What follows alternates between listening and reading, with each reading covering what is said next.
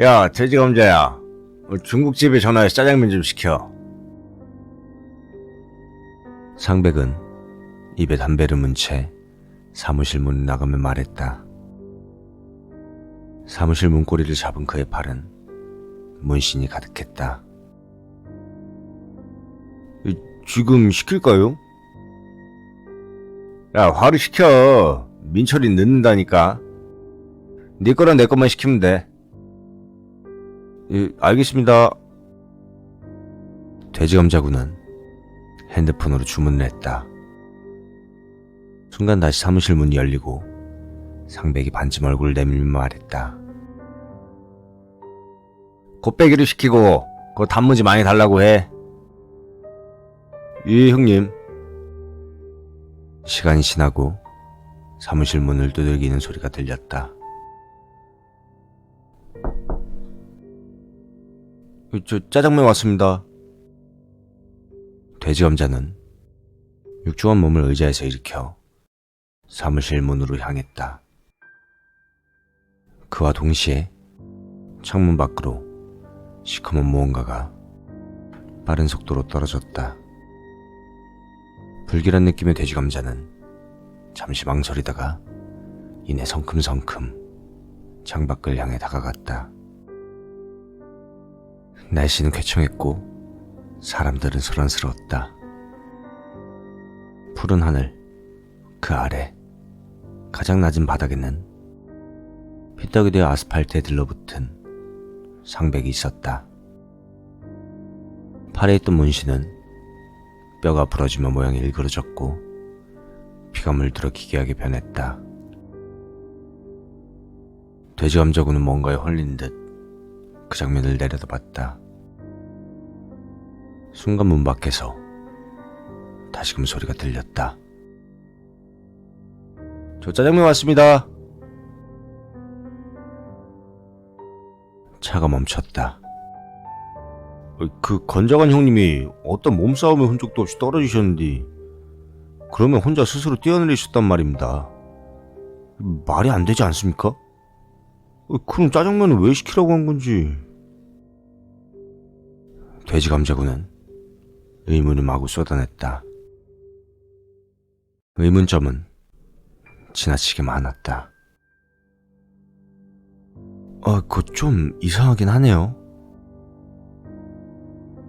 그때가 교통사고 나고 얼마 안 된 터라 괜히 귀신에 홀린 거 아니냐는 말이 돌다가 민철이 형님 돌아가시고 나서부터 벚꽃마을 404호 갔다가 원안에 서서 그랬다는 식으로 뭐 그렇게 되어버렸습니다. 상백이 형님도 404호에 가서 그 여자한테 막 욕하면서 협박했거든요. 단순히 발을 헛디뎌서 그랬다거나 뭐 그런 건 아닙니까? 최영민 씨 말대로 그럴 가능성도 있긴 한데 이상하잖아요.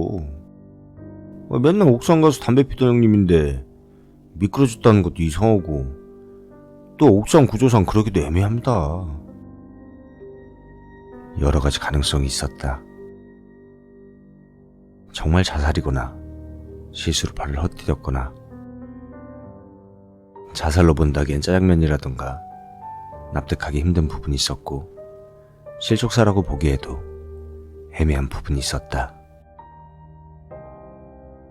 앞선 두 가지 가능성을 제외하면 돼지감자군 말대로 귀신 때문인데 그건 이성적으로 받아들이기 조금은 힘든 부분이었다. 상백이 형님이라는 사람의 경우에는 정말 이상하네요. 벚꽃마을 404호를 앞두고 내 머릿속이 혼란스러워졌다. 이거 진짜 뭐가 있나? 어쨌든 여기 도착했네요. 여기가 벚꽃마을 아파트 단지예요. 도착한 차는 단지 내 주차장에 세워졌다. 겉보기에는 평범한 아파트 단지의 모습이었다. 고층이 아닌 5층 이하로 구성된 조그만 아파트 단지였다. 여기서 눈에 띄는 건 아파트 주변에 심어진 많은 벚꽃나무들이었다. 봄을 맞아 만개한 벚꽃은 가로등 불빛을 맞으며 반짝이며 빛나고 있었다. 돼지감자군은 그 아름다운 벚꽃길을 뚜벅뚜벅 가로질러 갔고 나는 그의 뒤를 따랐다. 벚꽃마을 사동 입구에서 돼지감자군은 우뚝 멈췄다. 쭉 둘러보니 불길하게 4층만 불이 켜져 있었다. 그리고 돼지감자군은 곧바로 전화를 걸었다. 그의 형님과 통화하는 듯 했다. 형님, 도착했습니다. 뭐 이상한 건 없고요. 신호가 계속 걸려서 조금 더 걸렸어요. 3천만 원이요? 예, 형님, 알겠습니다. 돼지감자군은 통화를 마치고 나를 보며 말했다. 그럼 갔다 오시면 되겠습니다. 받아야 할 돈은 300만 원인데 못 준다고 하면 그냥 오셔도 된다고 합니다. 그리고 404호입니다. 네, 알겠습니다. 입구로 들어가는 순간 돼지감자군이 내 뒤통수를 향해 말했다. 처음엔 무조건 귀신 때문이라고 생각했는데 아까 차에서 말씀을 듣고 보니까 솔직히 이제는 잘 모르겠습니다. 뭐 어쨌든 조심히 다녀오십시오. 돼지감자군은 예의가 바른 친구였다. 나는 뒤를 돌아봐 고개를 숙이며 인사를 건넸다. 조수석의 남자는 담배를 물었고 돼지감자군은 주머니에서 돼지감자즙을 꺼냈다. 입구에 들어가고 나를 마주친 건 계단이었다. 저층 아파트라서 승강기는 없었다. 나는 계단을 오르기 전 한숨을 내쉬었다. 권 사장이 떠올랐다. 내게는 귀신보다 근육으로 뭉쳐진 권 사장이 훨씬 공포스러운 존재였다. 빨리 끊으자는 생각에 계단을 2칸씩 성큼성큼 올랐다. 하지만 4층에 가까워질수록 점점 속도가 줄었다. 허벅지와 무릎이 저려오는 것도 있었지만 404호 문짝에 기이함도 한몫했다. 알 수 없는 한자와 종이가 붙어있고 벽은 무언가로 장식되어 있었다. 나는 404호라는 글씨를 뚫어져라 바라보며 문 앞에서 한참 고민했다. 문을 두드릴까? 초인종을 누를까? 결국엔 문을 두들겼다. 저 실례합니다. 계십니까? 몇 주 지나서 문 앞에서 인기척이 느껴지고 곱디고 온 여자의 목소리가 들렸다. 누구세요? 저 다름이 아니라 저 돈 받으러 왔거든요. 네? 대답과 동시에 문고리가 돌아가는 소리가 들렸다. 긴장되는 순간 좁은 문틈으로 긴 생머리 여자가 고개를 내밀었다. 하얀 피부톤에 잡티 하나 없이 깨끗하고 맑은 느낌의 얼굴이었다. 설마 이 여자가 귀신 내린 여자인가? 생각도 잠시 문고리 너머 그녀의 소나귀에 반짝이는 무언가가 들려있는 걸 보고 나는 기겁하고 말았다.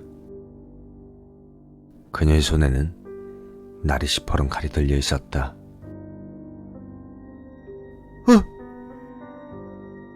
외마디 비명과 함께 내가 뒷걸음질 치자 그녀는 칼을 쥔 손을 옆으로 휘저으며 설명했다. 죄송해요. 놀라셨구나. 이거는 지금 과일 깎다가 급하게 나오느냐고. 나는 놀란 가슴을 진정시키려 했지만 심장은 더욱 두근거렸다. 일단 들어오세요. 그녀는 문을 활짝 열었다. 들어가자마자 눈에 띄는 건 일반 가정집이라기보다는 점집이라고 표현할 만한 그런 인테리어였다. 제사상 같은 게 거실 한가운데 떡하니 차려져 있었고, 벽에는 화려하다 못해 정신사나운 병풍이 있었다. 베란다 창가 쪽에 어머니를 보이는 분이 가만히 서 나를 노려봤다. 밤중에 남자가 돈을 받으러 온 모양새니 어찌 보면 경계하는 게 당연했다. 머쓱해진 나는 어머니께 가볍게 고개 숙여 인사를 했다. 이쪽으로 오세요. 신내림을 받았다는 그녀의 안내에 따라 안방으로 향했다. 안방은 거실보다 더욱더 점집 같았다. 이상한 그림과 부적, 재단 같은 것도 있었다. 와, 감탄사가 절로 나왔다. 성격상 점집 같은 곳은 가본 적이 없어 기묘함을 풍기는 내부가 놀라울 따름이었다. 어느새 그녀는 알록달록한 방 속에 앉더니 의심스럽다는 투로 말했다. 일단 여기 앉으세요. 근데 정말 돈 받으러 오신 분 맞나요? 아무리 봐도 그런 일을 할 사람이 아닌데. 네? 그는 나와 테이블 하나를 사이에 두고 마주보고 앉았다. 원래 오던 분은 안 오고 다른 분이 와서요. 그리고 깡패나 사채업자처럼은 안 보여서. 그녀의 말에 나는 손세를 치며 대답했다. 저는 그런 사람은 아니고 저도 사정상 어쩔 수 없이 왔습니다. 그녀는 고개를 몇 번 끄덕이고는 테이블 밑에서 검은색 가방을 주섬주섬 꺼내며 물었다. 그래서 얼마예요? 제가 듣기로는 3천만 원 받아오라고 했거든요. 3천만 원. 그녀는 아담한 손으로 검은색 가방에서 5만 원 묶음을 하나씩 꺼내 테이블 위로 올려뒀다. 하나, 둘, 셋, 넷, 다섯, 여섯. 그녀가 숫자를 세며 테이블 위에 신사임당 뭉치를 올릴 때마다 나도 모르게 침이 넘어갔다. 돼지 감자군이 못 받을 수도 있다고 했지만 그녀는 의외로 쉽게 돈을 꺼냈다. 이 한 묶음당 500만 원이거든요? 곱하기 6은 3천만 원 맞죠? 네, 맞아요. 그나저나 현금이 엄청 많으시네요. 저 듣기로는 저 돈 받기 힘들 거라고 들었는데. 네? 그동안 권 사장이 저한테 뜯어간 돈이 얼만데요. 그리고 저 이래 보여도 비싼 점쟁이에요. 저 신내림 막아주던 무당이 꽤나 이름 있는 무당이었는데, 그 무당을 뚫고 신내림 받아서 굉장히 강한 신이 들어왔다고 꽤나 유명해졌거든요. 저 내림 받고 나 소문 듣고 오는 사람들 전 봐주다 보니까 입소문이 나가지고 지금은 꽤 많이 돈 벌고 있거든요. 그녀는 뭔가 당당한 표정을 지으며 자부심을 보였다. 와, 진짜 대단하시네요. 근데 진짜로 이번에 3천만 원 주면 이자는 끝인 거죠? 권 사장한테 확실히 전해요. 이번이 마지막이라고. 더 이상 뜯어내려고 하면 저도 가만히 있지 않을 거라고요. 도대체 얼마를 뜯어가는 건지. 그녀는 테이블에 있던 돈뭉치를 종이 가방에 담으며 말했다. 왠지 투덜거리는 모습이 귀엽게 보였다. 네, 알겠습니다. 돈을 담던 그녀가 정면을 바라봤고 나와 눈이 마주쳤다. 그녀는 갸우뚱하며 물었다. 근데 왜 당신을 보냈을까요? 그 뚱뚱한 분도 안 보이고 전에 왔던 사람들이랑은 다르네요. 다르다니요? 전에 왔던 사람들은 오자마자 막 상 뒤집고 욕하고 막 때리고 난리도 아니었거든요. 물론 그때는 갚을 돈이 없어서 더 과격하게 했을 수도 있지만. 그녀는 말끝을 흐리며 내게 돈이 담긴 종이 가방을 건넸다. 그 전에 왔던 사람들 다 죽었어요. 난 덤덤한 투로 대답했다. 네? 죽었다고요? 그녀는 아무것도 몰랐다는 표정이었다. 커다란 눈망울을 동그랗게 뜬 게 마치 귀여운 고양이처럼 보였다. 모르셨나봐요? 당연히 모르죠. 그 인간들이랑 안부 묻고 지내는 것도 아니고. 왜 죽었대요? 깡패니까 막 싸우다 죽었나? 그냥 뭐 사고로 죽은 것 같은데 웃긴 건 그 인간들 귀신 때문에 죽었다고 생각해요. 귀신이요? 나는 아무것도 모르는 그녀에게 내가 돼지감자군에게 들었던 이야기를 하나씩 풀어나갔다. 벚꽃마을 404호에 들렀다 오는 길에 교통사고 나서 이빨이 빠져 금리를 하게 된 권사장부터 그녀의 따귀를 때렸던 민철이라는 사람이 죽었다는 것과 자살을 하게 된 삼객이라는 사람까지. 그녀는 내 이야기를 듣고 신기하다는 표정을 지었다. 그 일들 때문에 권 사장이 여기 오는 걸 무서워하는 거예요? 그 무지막지한 인간이? 그래서 직접 돈 받으러 안 온 거구나. 짜증나. 그딴 멍청한 인간이 뭐가 무서워서 벌벌 떨며 살았는지. 돈이 문제네요. 그녀는 한숨을 쉬었다. 결국 내가 옳았다.